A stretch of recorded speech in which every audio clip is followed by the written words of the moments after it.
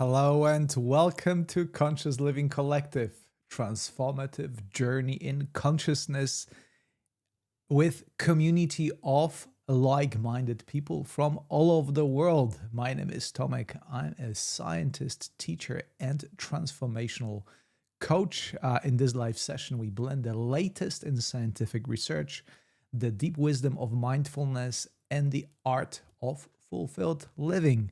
This is an invitation to have a direct experience, to rewrite your story, and to emerge on the other side with a renewed sense of purpose and well-being. Hello, everyone. I'm happy to be back after a short break, week and a bit. Very happy to be back to Conscious Living Collective. And as always, I want to start with greeting my wonderful listeners and participants of my Patreon program. Hello, Parvane. Hello, Seth. Hello, Anne. Very good to see you. All the members of the regular kind and the first timers. Let me see the comment sections. Who we are here. Who we have here. Hello, Lisa. Oh, good to see you, Anita Lee. Ruth from Portugal. Oh, it must be late in Europe, but very good to see you here, Ruth. Jackie, Nancy, Felipe from Mexico. Hello. CB16 from Montreal. That's very enigmatic nickname, but I'll take it. Haley, Sandy, Katie, good to see you here. Anna Marie and Sam from California. Oh, hello, Tosca. I just look at the icons, but so many of you already in Conscious Living Collective. So I particularly want to extend my warm welcome to the first timers. And right here at the start, I want to explain that Conscious Living Collective is about having your first-hand experience in the community of like-minded people. So we gather here mostly twice a week to have a serious conversation. We cutting through the small talk right down to the chase about what is important. If you're looking for some sensations, if you're looking to entertain yourself, I think the news channels are better. They always feed you with a lot of things that help me to create the program today, right? Today, it's all about worry. I actually designed this session to help you to break free from a worry, from worrying about all these things that media are so good at presenting. And today's session is, as always, for the first timers, composed of two parts. There is an interactive discussion when you ask questions and I make a commentary and we try to discuss things. I have a couple of questions to you. And there's a part when we meditate together, when we try to put into action all those things that we discussed and see how it feels, how that first-hand experience transforms ultimately you and your perception of the reality. So today it will be blend of mindfulness. I will introduce, for those of you who haven't heard about it, the concept of cognitive reframing, which is a concept from psychology that helps us to deal with the worry. It's a very much practical tool to help you deal with the worry and reframe your mind. There's a bit of neuroscience that I think, for those of you who know me, I'm a scientist and I love using the language of science or blend of language of science and metaphysics to describe certain phenomenon that defines the reality around us. The reality around us is what it is. And my job is to offer a description of it that will be aligned with your cognitive understanding. That's how we communicate. I use words in plain English to communicate with you things that you already know, but put them into the light that helps you look at the reality look at the reality being transformed in a way that it's helpful and help your daily well-being. So that's why a bit of neuroscience, and there'll be practical strategies to help you deal with the worries. And yeah. Nina says, I look forward to today trying to break the shackles of worry, as worry has plagued me my entire life. And this is the reason why I chose this topic for today, because I know that for me personally, this is something that I consider in my life every single day. Please raise your hand. Feel free to raise your hand if you live your life without worrying about anything.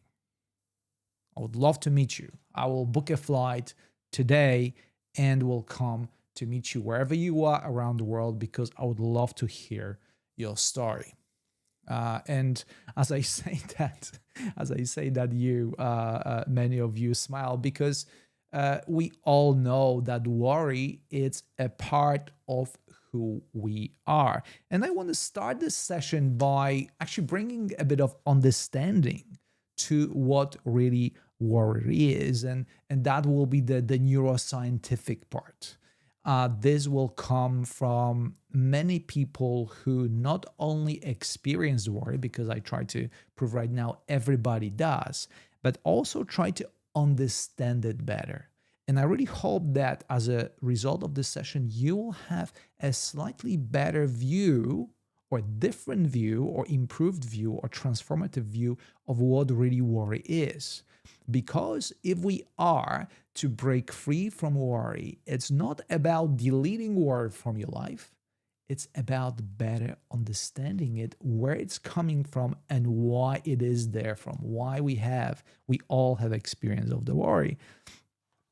And I will use a couple of scientific terms, but I want to also bring a lot of common sense into common sense into the topic, because it is kind of a common sense and we all deal with it in our own ways. And I simply want to give you a couple of more tools to your quiver to deal with the worry. There's a couple of good comments happening right here, right now.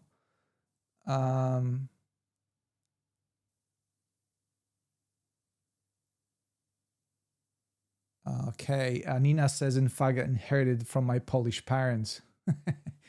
Yeah, the Poles are very good at worrying. Yeah, yeah, we are definitely masters of worrying. Yeah, Hailey says that would be some enlightened being. I agree.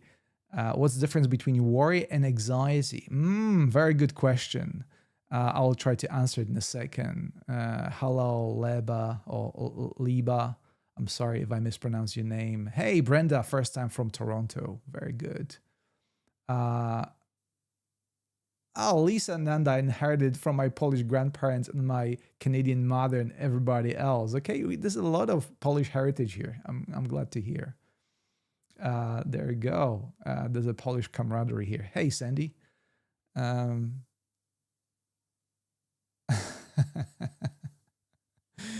Sandy, best message I ever got from a Polish man. Good. Oh, where was I? Okay, let's come back to talking about worry. So, neuroscience of worry, it's very much about, okay, let's use, thank you for helping me to actually form this thought. It's about heritage. It's not something that you develop. It's not something that is because the reason for worry is not the external environment. It's simply our heritage. This is heritage of our humanity. And from the neurological and the neuroscientific point of view, the parts of you have big parts of your brain that are specifically designed and evolved to process worry and to be aware of worry. And what are these? I'm sure you have heard about it. First one is that almond shaped structure in the middle of your brain called amygdala. I call it a radar for worry. Amygdala's first job is to be radar and check for all the dangers and worries and picked on them. And the second one, which I don't believe it's, again, depends on who you ask. It's not any particular part of the brain, but it's like a subsystem that spreads throughout different parts of your brain. It's called default mode network, right? Default mode, right, is the mode in which we worry. So you see, by definition, you are already designed to be more susceptible to worry. And the reason for that is very simple, that in the past, that worrying helped us to develop means to survive. Agricultural revolution was a response to worry about food. Technological or industrial revolution was response to worry about our comfort, our existence, about using our muscles. We start using machines instead of only our muscles to build better communities. And now we have a third revolution. It's a technological revolution that is a response to worry about our comfort, our communication, our interconnectedness. So you see that worry is not something that is bad. It is something that is part of who we are. And therefore, it is very important to not remove the worry from your life, but to build a friendly relationship or effective relationship with the worries that ultimately will always come to the forefront of your cognition, because that's how we are designed. Okay. And interesting thing about worry that I have noticed for myself, when I worry, it feels very productive. Please do raise your hand if you feel that worrying feels good. As in, if I engage in a process of worrying, oh, this is at my hand, I'm busy, I need to do this, I need to do that, it's going to be difficult. Somehow, some way, it feels productive. How strange. And as a result, worry can stimulate the dopamine circuits, right? We know that dopamine is the neurotransmitter that again puts us in that alert, eager, so to speak, state, and it feels good. But that feels good and productive sense, it's also very it creates delusion of that something positive is happening. As a matter of fact, we all know that worrying over a longer period of time leads to the decrease in the productivity, decrease of the quality of life, decrease of all these things of our general well-being. So again, today's session is not about changing your worries. It's about creating a functional relationship with the state of worry. And I will, due to the session, I will explain how to do it, because we already are doing it. It's not like you have not dealt with any worries in your life. You already know how to do it. But now I give you a couple of tools that will help you to do it even better. So first, okay. So maybe before I jump to the technique, I want to. So we know, again, this is something that really struck me when I start thinking about it and researching the topic of worry. That worry feels productive. Okay, and that's why it can be very sticky and very kind of. In a way, it may feel good, but we know for a fact that long term, it's not the way we want to go. And I think the another how worry connects very much with the evolutionary part that is uncertainty. Okay. If you want to just for a second come back to any part of your life when you felt uncertain about the future, about outcome of an exam, when it's a academic exam or medical exam, that uncertainty will almost certainly produce the state of worry in your mind. Okay. And think about one thing that you're uncertain about right now. And I want to ask you, think about one thing that you're uncertain about, but rather than connecting with your thoughts, close your eyes for a second and feel how it presents itself in your body. Okay? This is one of the first fundamental techniques of translating worry into bodily sensation. How does the worry feels in your body? I can already feel in my body presenting itself as some form of tension. I can sense that tension in my stomach, around the belly area. We know that belly is there's a survival instinct, it's certainty, it's groundedness. So if that is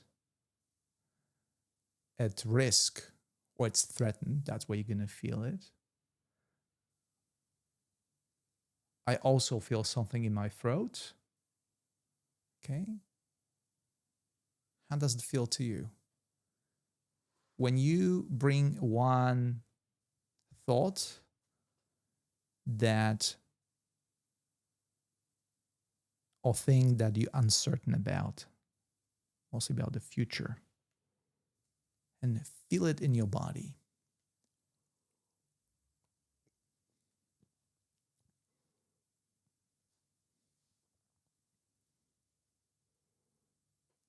Yeah, tightness in the chest, Rosetta.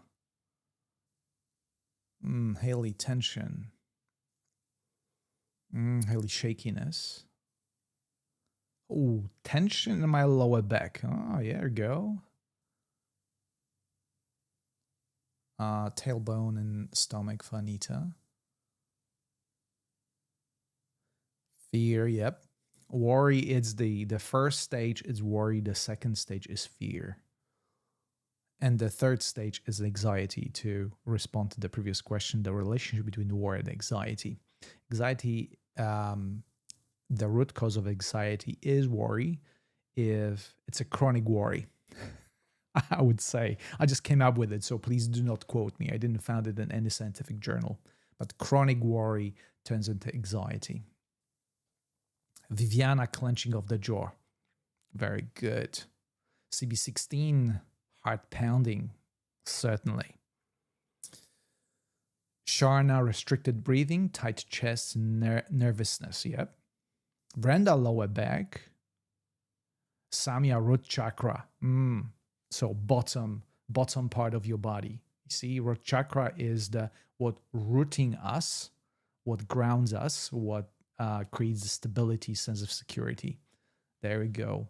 I love those metaphors, right? All those metaphors represent the state of the body. Knees and neck. Oh, Jackie, interesting. Interesting. I did not feel it personally in my knees ever, but again, it's very personal. So that's a good point. There's no right and wrong answer. You just feel it the way you feel is unique, right? So I do not want to, I started explaining it myself because I feel that I want to participate in this conversation and I invite you to, but it is a unique and personal. And it's not what I feel that is important, but how you feel, how does the unique experience of the worry. Because now, as we identified worry as not only a cognitive function, but cognitive function that leads into tangible physical sensations, right? And now we create a pathway that allows us to deal with it, right? It helps us to shift also slightly from the cognitive, where all the worrying starts in the mind, and translate into bodily sensations. Now that we can shift it from the cognition to bodily functions. And bodily functions, we already know better how to deal with. You cannot stand in the mirror and say to yourself, I do not want to worry now. I stop my worry now. That's not going to happen. We know that the verbal language, it's not the way to communicate with your nervous system and with your body. And what is? Well, about this in a second. So, first of all, the first technique to deal with the worry and to recognize the worry and to build a better relationship with the worried mind is to bring it to the level of bodily sensations. And you just did it. And we're going to do it more within the meditation part.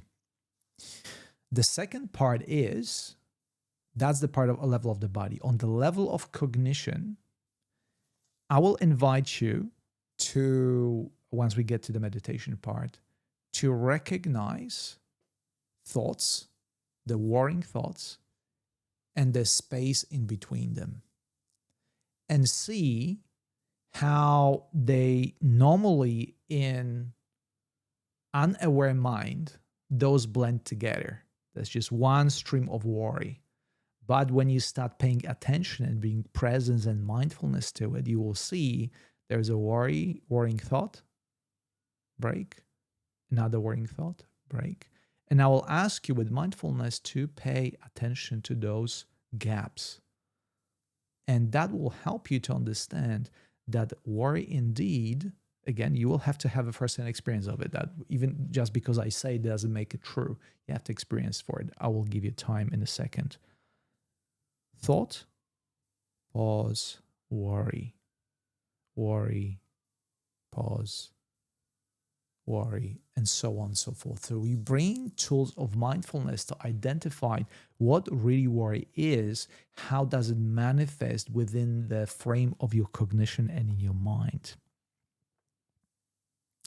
And the more you learn, again, it's a skill, the more you learn to shift from worry to the pauses, you create a mental spaciousness. We spoke about the concept of the boundless sky. I really love to use it, right? Imagine that the clouds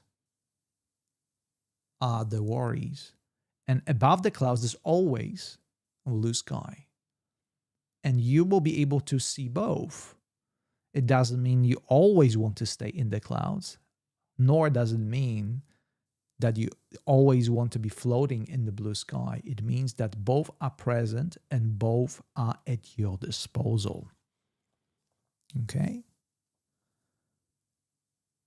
So now I have a question to you related to that spaciousness and spaciousness that flows out of worry-free. So have you ever had a moment when you fully let go of worry? And what helped you to achieve that state? And I'm not talking about meditation. It's a caveat. I'm not talking about meditation, but have you ever had, before you started meditating or any time of your life, when you completely let go of worry? And what helped you to get to that state? I'll be very curious to know.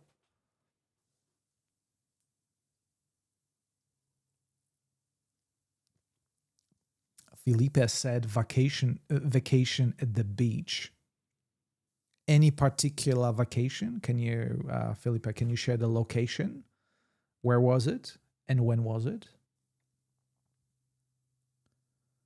Samia Fun and Trust. Cancun. Hey, lovely. And for Anita, it's running. Okay, amazing. Sandy, watching the sunrise and listening to the waves. Lisa, chanting and walking in nature. Deb, tennis. Nina, swimming and hiking, Edna, music. Edna, any particular kind of music? What's your favorite genre, favorite song, something that comes to mind without too much overthinking? All right, Anna Marie, engaging with loved ones. Beach water and company for Samia.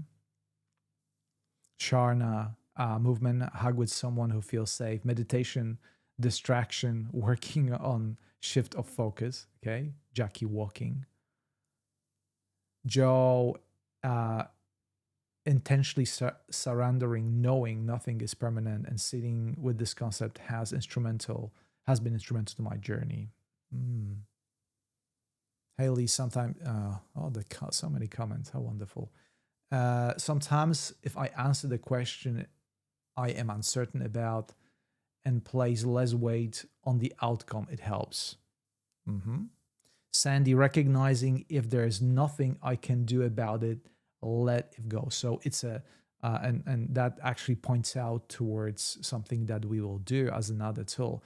Sandy, you see you're already doing it. I'm going to put a name to it. It's called cognitive reframing, a very powerful technique I will explain in a second. For Edna, Harbin Fluid. Brenda, walking in solitude. Jackie, a good cry. I 100% agree.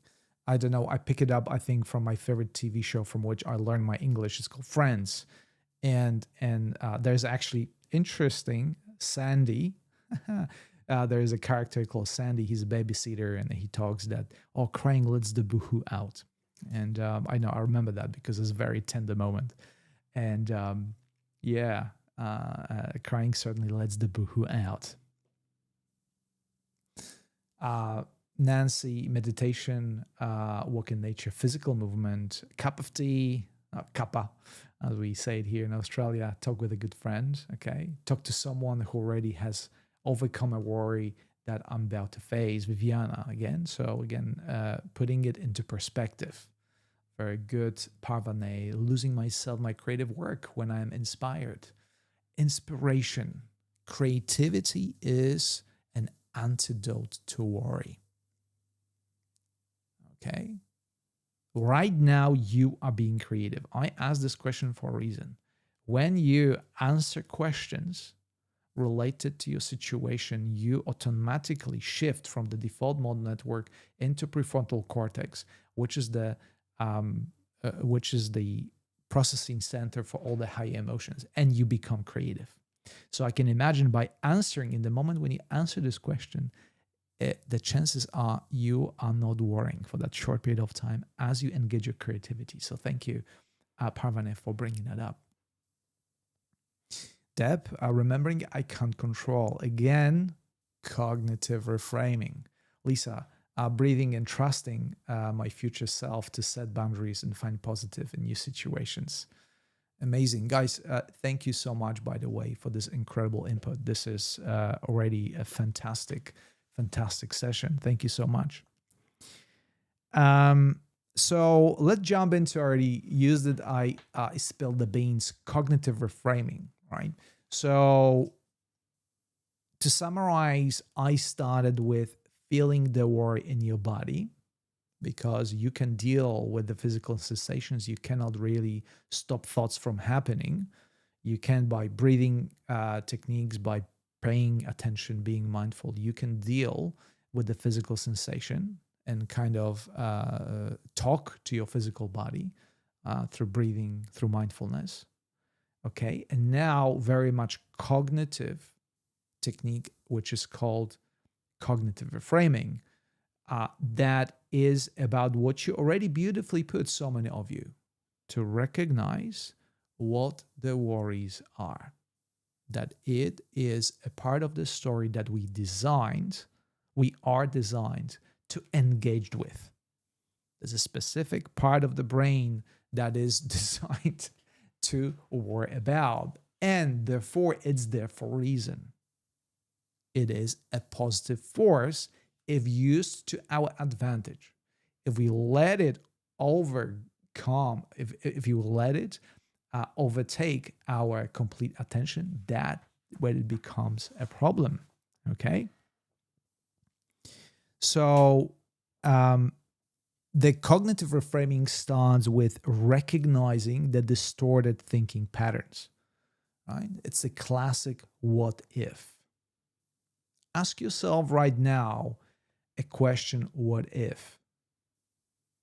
And when I do it in my mind, it already started producing physical sensations that I can recognize as worrying. What if? What if is this type of question that cuts right through to your amygdala and engages a default mode network. Close your eyes and ask yourself, not what if in a specific, just what if. How does it feel? See, we found a cognitive pathway towards your amygdala and a default mode network that's responsible for worrying, right? There we go. Haley, I felt anxiety in my stomach straight away. I do not, and I'm laughing. Obviously, there's nothing funny about it, but I want you to use it to recognize the anxiety, to recognize the worry within your body. How interesting. If you do not know how worry feels in your body, close your eyes and ask what if. And you're gonna go there straight away. But knowing that sensation, that's a cognitive reframing, right? You ask a cognitive question that cuts to the center of the problem, and now you know how to deal with it. Because what if it's not a bad question? There's not negative connotation with it. It's what your mind made out of it. Now in getting to know ourselves a bit better, right? How interesting. There you go, my throat. Hey, Leslie, good to see you here. So first of all, that what if, that calls to the spirals. The more what ifs we ask, if you find yourself thinking about what if, you know that's going to lead to the worry, okay? So now you can shift perspective and turn, again, that's still the cognitive path, cognitive reframing, turn worry into curiosity or problem solving. Okay, so let's say something that comes to my mind very often, right? The problem of money. I'm a teacher on Insight Timer. I will share with you very open. I'm not here to make big buck. As a matter of fact, I will never be worried about having millions and millions of dollars. That's not on my radar. I know that will never going to happen, right? So I'm a kind of a poor teacher that on a daily basis engages with the problem of money. But I've learned how to cognitively reframe it from time to time. Sometimes I get better, sometimes it worse.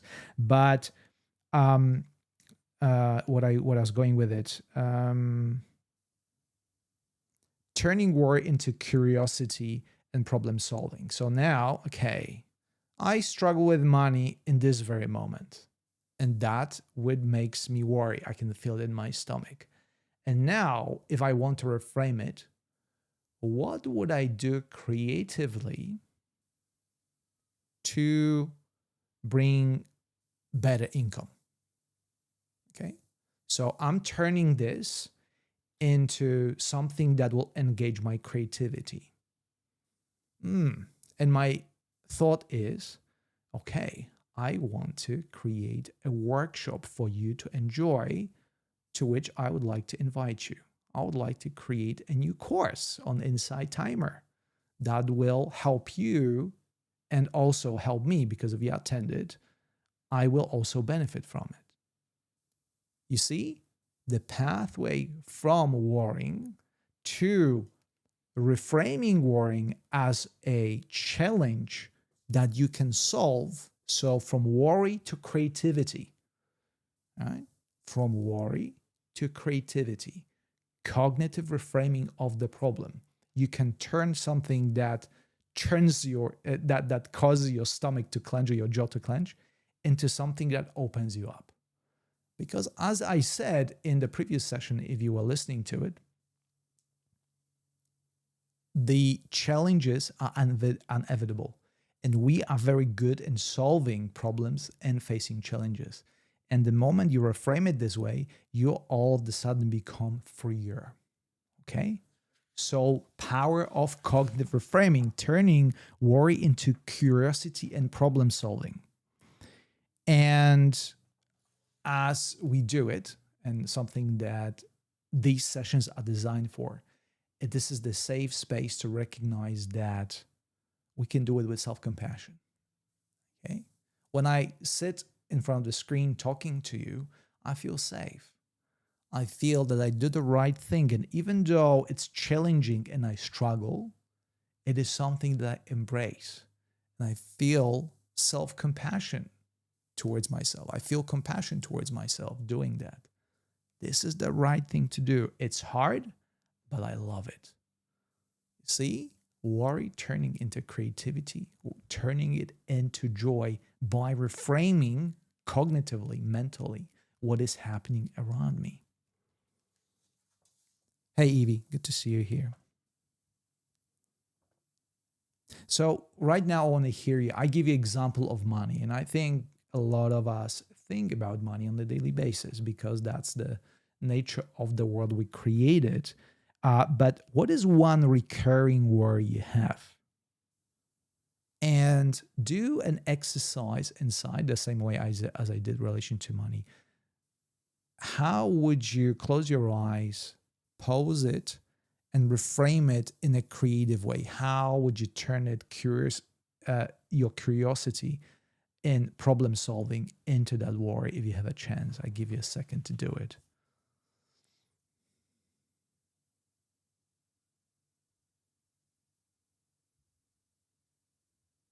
Mm.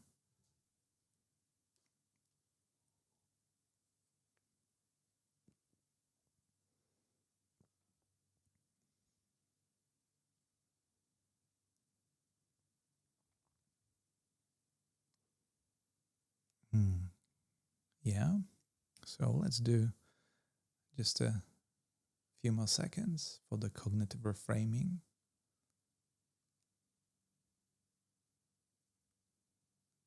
Okay. So now you see how you can turn worry. Again, practice makes perfect. This is not just a futile exercise for the purpose of Conscious Living Collective. This is something that I encourage you to do it on a daily basis because ultimately that leads to reframing the whole concept of worries that, as I said, they're always present and help you to engage your creativity and ultimately open yourself up to a lot of things that are around you. All right. Turning worry into something in a positive force in your life, engaging your creativity through worry. So, and you, I'm sure, once again, I'm sure you're already doing that to some extent because those coping strategies are at the forefront of who we are.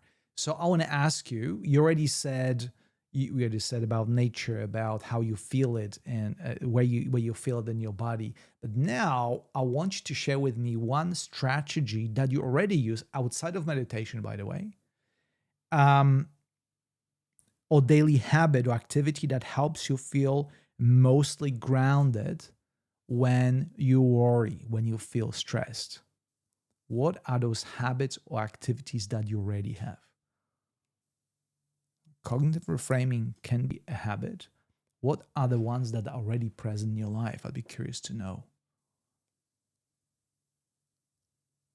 For me, I must admit, I'm a very intellectual person. I love using cognitive reframing. I love using that internal process of finding gaps between the thoughts. But maybe I can learn something from you. Square breathing, grounding in the grass barefoot. Nancy, definitely breath work. Sharna, hydration. Well done. Very good. Grounding food.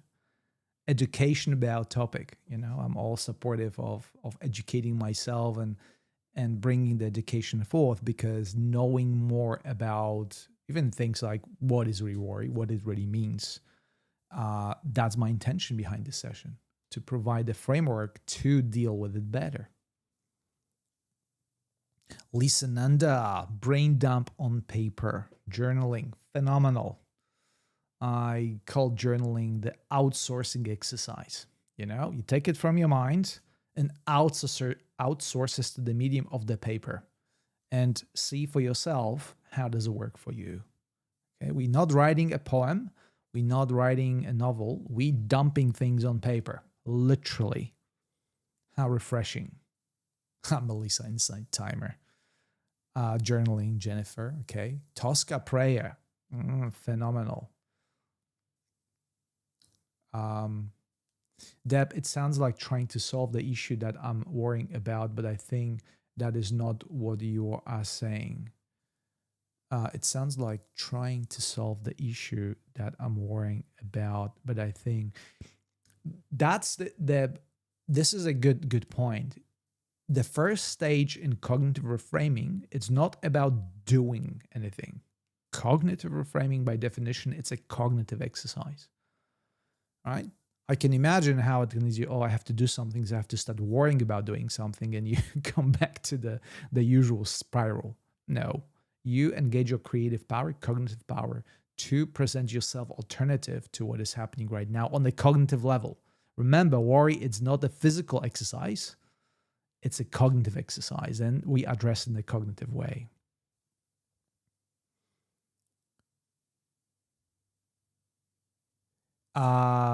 Jiru, how can journaling help with major life traumas like divorce and SA? I do not know what SA stands for. Sorry, I'm not. Clearly, my cognition is not switched on fully. Jiru, the only way I can respond to this question: see it for yourself if it does.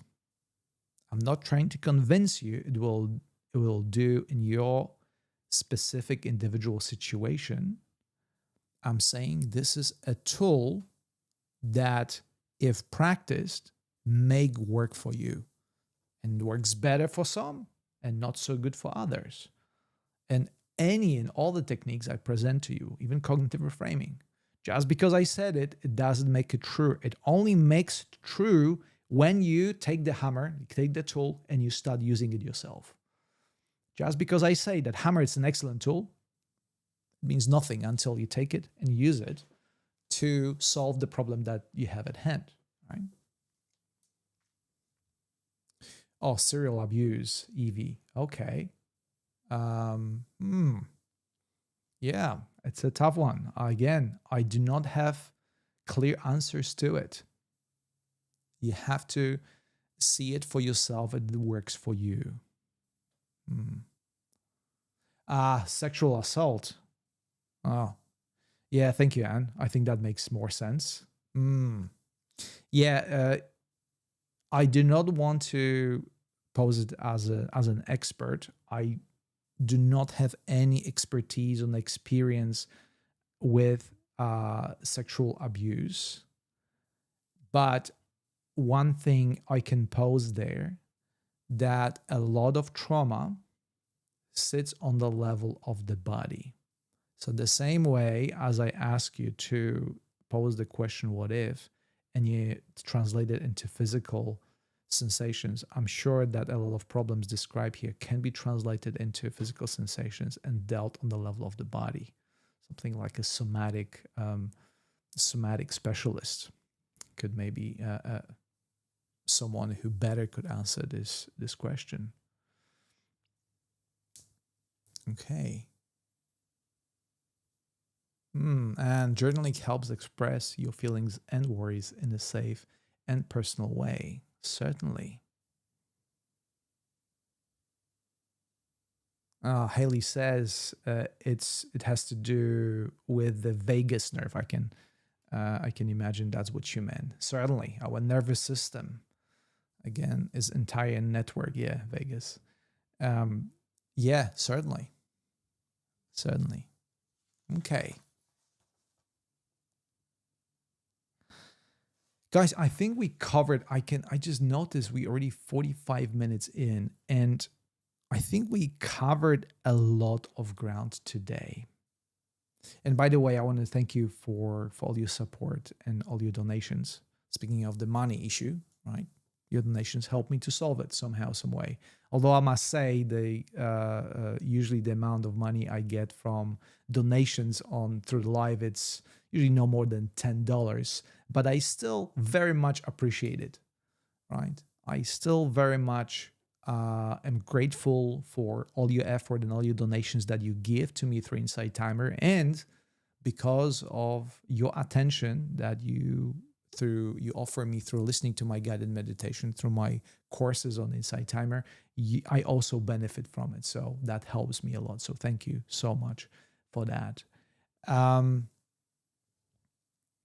So there's a lot to process, and we covered a lot of ground, but I think now it's time to self-reflect on what we said, and what we discussed. So let us jump into very short, maybe 5-minute meditation that will be around, once again, feeling worries in your body, about cognitive reframing, and about sensing the gaps between the thoughts. Okay. Joanna, Jennifer, Deb, you are so very generous and kind. Thank you so much. And see how it works for you. Okay. I can imagine this is not going to be entirely pleasant experience, right? Putting your worries out there and dealing with them face to face, standing face to face with your worries, it's not something I could imagine that is going to be pleasant. But just because it's not pleasant, it doesn't mean that it's not beneficial to who you are and your understanding of it. So that's why we're making effort, and we're making this effort together so we can better deal with those worries next time they come. We're getting better and better at it. So let's see how that's going to go. As always, I prepared a support for our exploration, and it's going to be, once again, Peter Helland and Flying. Let me play Peter to you. I will switch very quickly to the meditation mode.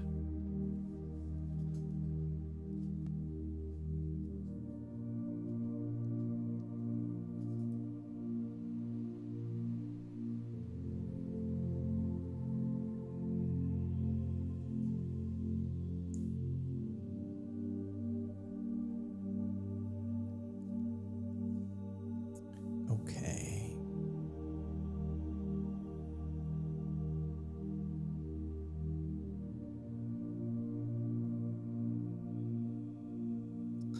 Okay.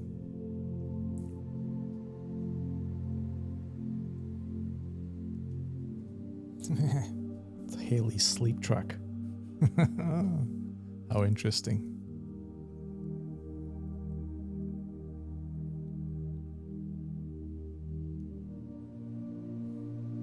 Breaking free from worry.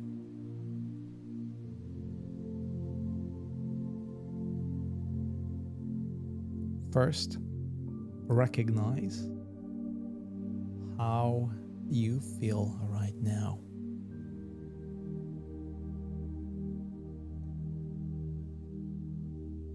Notice that regardless of how you feel and how you are, this is normal.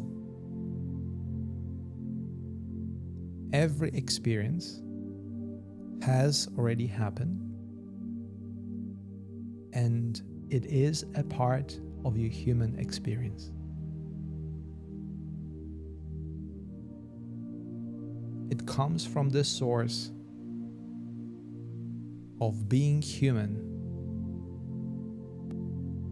engaging with your humanity.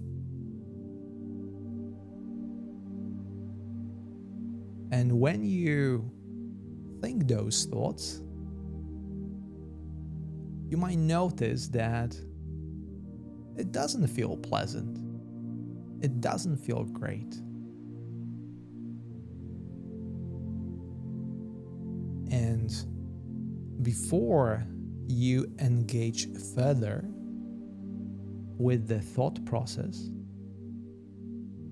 I want to ask you to connect with those thoughts on the level of physical sensations.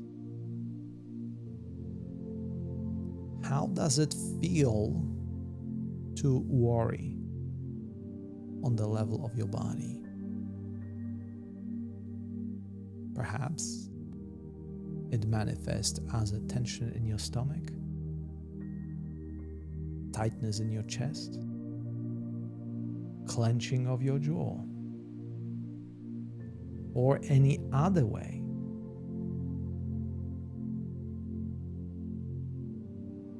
Instead of following the train of thoughts, shift your awareness towards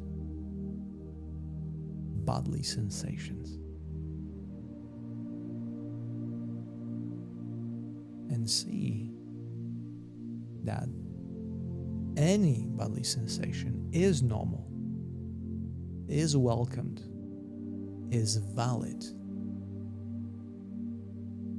It is nothing wrong with you when you feel tension in your stomach or when you clench your jaw. It is natural, normal response.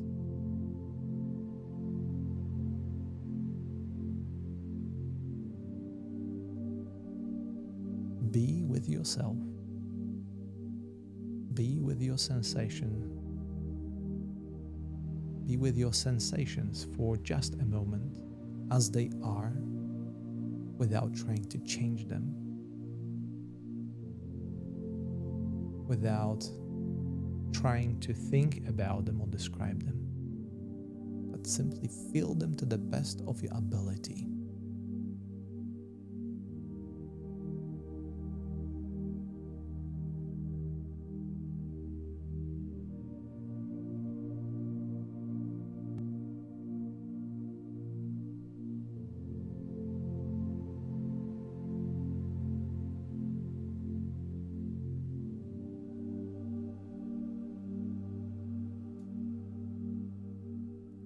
And as you sense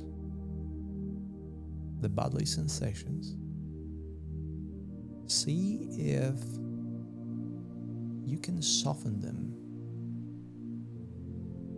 by simply placing attention where the sensation in your body occurs.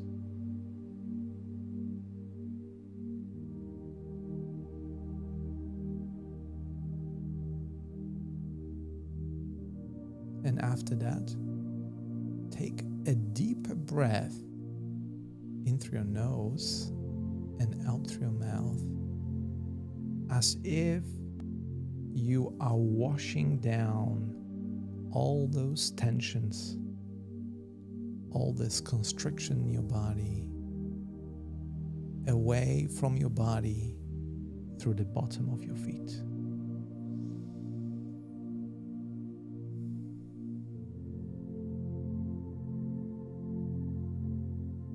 Use your breath as a way of releasing not the thoughts but the tension in your body.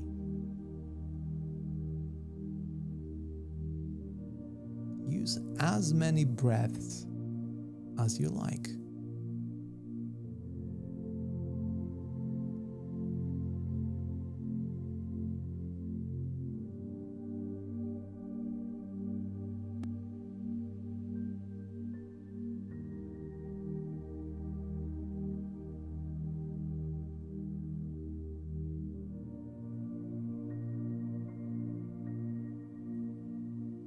Now, once again, tune into your body and see the difference. The sensation will still be there. Maybe you can feel a qualitative difference between before and after the breathing.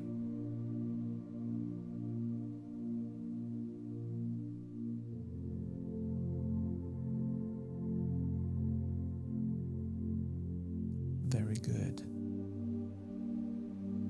Now, turn once again to your thoughts and allow them to be present in your awareness as they are, and pay close attention, seeking for the gaps between one thought and another. Being present and curious to what is happening, knowing that you are safe and secure in this moment. You feel supported, and whatever the thoughts are,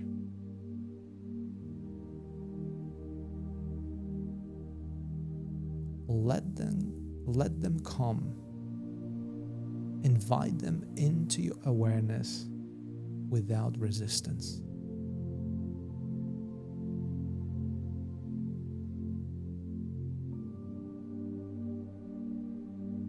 Recognize that you are not the author of those thoughts.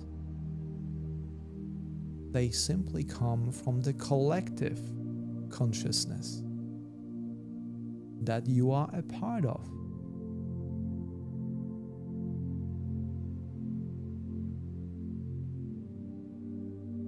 You are simply on the receiving side of it, but you did not create them.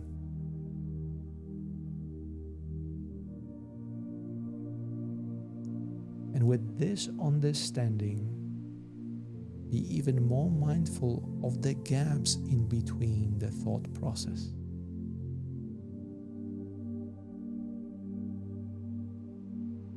Empowering yourself to face any thoughts, any thought patterns for what they are.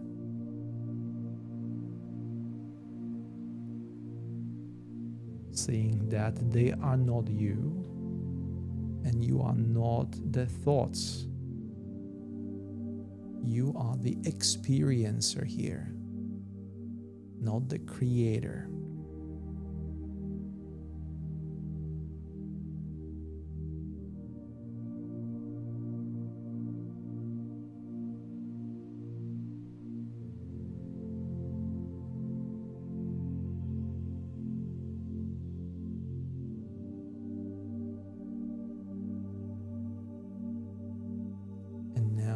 Conclude this short process by expressing your gratitude for the effort that you made, for the courage that you have shown by facing your worries with open heart, with all your humanity, with who you are. And take forward this knowledge, this understanding, and this experience to empower you next time you connect with the worried mind, knowing that you are much better prepared to face these worries and challenges of your daily life.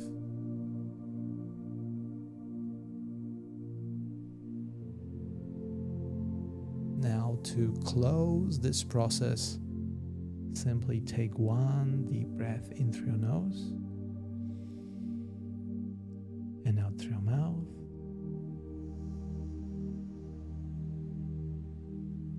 And when ready, open your eyes and welcome back.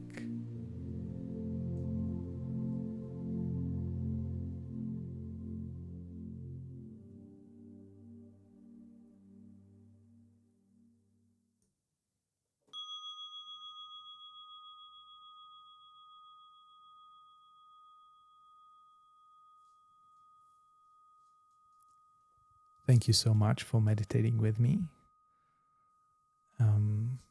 That was really wonderful. How do you feel right now? How did it work for you? Process of cognitive reframing and embodying the sensations. It's always good to meditate with you. I feel I can recognize in my voice. I'm just catching my hearing. I'm listening to my own voice through my headphones, and I can see the qualitative difference. And again, meditating with you helped me so much. CB16, Benjamin, thank you so much. You are very, very kind and generous. So this is it. That's how you learn.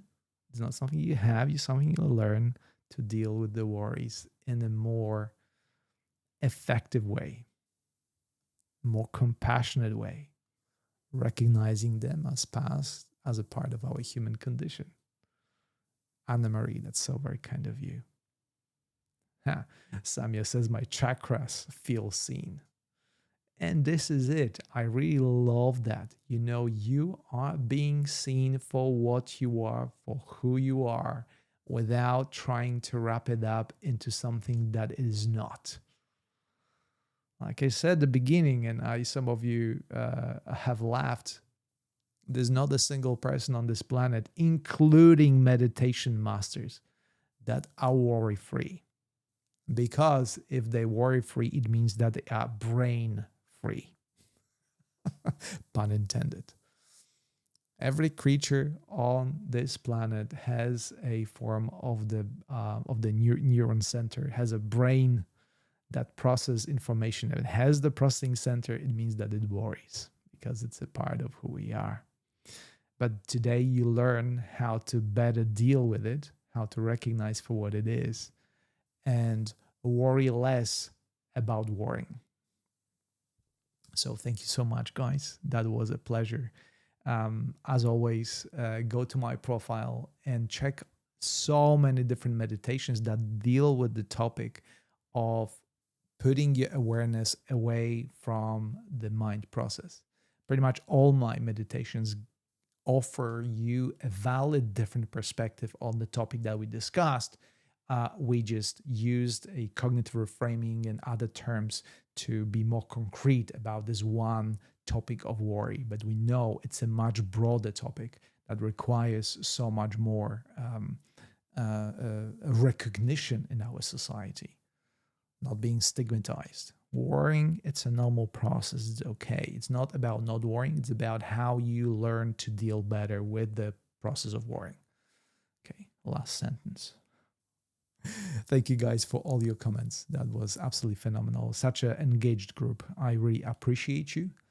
Appreciate your presence and attention. And once again, thank you for all your donations and your support. That was wonderful. We will return on Monday with the session that will recognize stillness within. Again, to connect the Monday session next week with this session, we will be paying even more attention to those gaps between the thoughts, right? Where the stillness resides, and see what we can uncover there by connecting with the stillness within. So do sign up for this session. I look forward to seeing you then, and have a pleasant day and a wonderful night wherever you are. I will leave you with Peter Helland, and he's flying. Let Peter let you fly away from here into stillness within. I see you next time.